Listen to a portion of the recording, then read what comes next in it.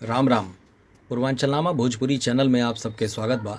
हम हई शक्ति प्रकाश श्रीवास्तव और आप सब देख रहल बानी कार्यक्रम मतलब के बात। अमेठी हार जाई बीजेपी। कांग्रेस और गांधी परिवार के चलते उत्तर प्रदेश के राजनीति में अमेठी लोकसभा क्षेत्र के एगो अलगे स्थान है।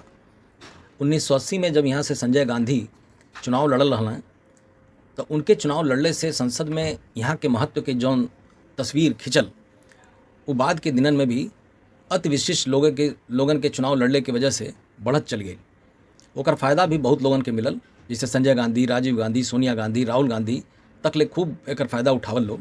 गांधी परिवार के ही भावनात्मक एक तरह से संबल लेके एक बार लोकसभा चुनाव मैदान में उनके परिवार के सर्वाधिक नज़दीकी सिपाहसलार के.एल. शर्मा चुनाव लड़ रहा बाड़े, मतलब कि कांग्रेस के प्रत्याशी भइल बाड़े। उनके सामने मजबूत प्रतिद्वंदी के तौर पर बीजेपी के निवर्तमान सांसद स्मृति जुबिन ईरानी बाड़ी। स्मृति पिछले लोकसभा चुनाव में राहुल गांधी के हरौले रही। यह बार कांग्रेस की तरफ से हालांकि गांधी परिवार के तक केहू सदस्य सीधे तौर पर मैदान में नहीं थे, लेकिन जमीनी सियासत के जौन तस्वीर दिख रहा बा ओमें लगता कि गांधी परिवार आके आपन एकर प्रतिष्ठा बना ले बा। यही वजह से यहाँ लड़ाई ये बेरी एक तरफा नहीं रह गई, बल्कि कांटा के बा। समीकरण के लिहाज से हालांकि बीजेपी के पलड़ा यहाँ भारी बा, कैसे कि लोकसभा क्षेत्र के अंदर जौन 5 गो विधानसभा क्षेत्र बा यहाँ उनमें 3 पर बीजेपी के विधायक बने और 2 गो पर सपा के।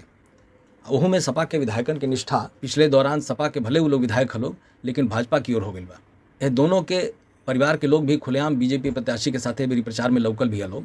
एक बावजूद परिणाम के बारे में बहुत इत्मीनान से कुछ कहल नहीं जा सकेला। स्थिति कुछ ऐसा लगता कि संभव बा कि यहाँ जीतल बाजी भी भाजपा के हार में बदल जाए। एक बार अमेठी लोकसभा सीट से बीजेपी के स्मृति जुबिन ईरानी के अलावा कांग्रेस से किशोरी लाल शर्मा माने हुए के.एल. शर्मा, बीएसपी से नन्हे सिंह चौहान सहित कुल 13 गो उम्मीदवार मैदान में बाणे।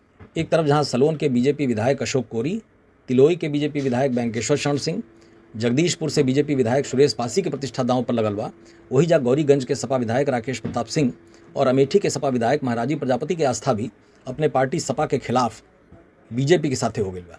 माने कि राकेश प्रताप सिंह तो बाकायदे पिछले दिन जो राज्यसभा के चुनाव भइल रहे उनमें पार्टी के विरोध के भाजपा के पक्ष में वोट कैले रहना। अभी कहल जाए कि दल बदल कानून के उनके डर होके चाहे जौन वजह होके अभी भी वो पार्टी के साथे बनल बने, लेकिन निष्ठा पूरी तरह से भाजपा के साथे बा।